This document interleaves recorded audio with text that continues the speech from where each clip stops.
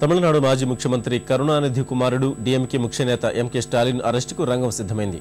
చెన్నైలోని తేనంపేట చిత్తరంజన్ దాస్ రోడ్లో ఉన్న ఓ ప్రైవేటు స్థల యజమానిని బెదిరించినట్లు స్టాలిన్ అతని కుమారుడు ఉదయనిధితో పాటు నలుగురిపై కేసు నమోదైంది.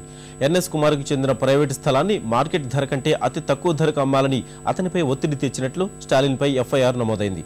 సుమారు 50 కోట్లు విలువ చేసే స్థలాన్ని కేవలం 5 కోట్ల రూపాయలకే తమకు అమ్మాలని స్టాలిన్ అతని కుమారుడు తనపై ఒత్తిడి తీసుకువచ్చినట్లు ఆరోపించారు.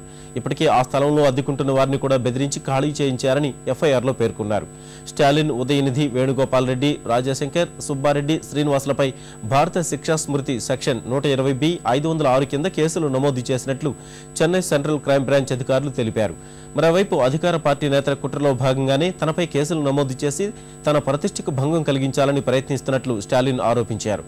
దీనిపై న్యాయపరమైన పోరాటానికి దిగనున్నట్లు ఆయన వెల్లడించారు.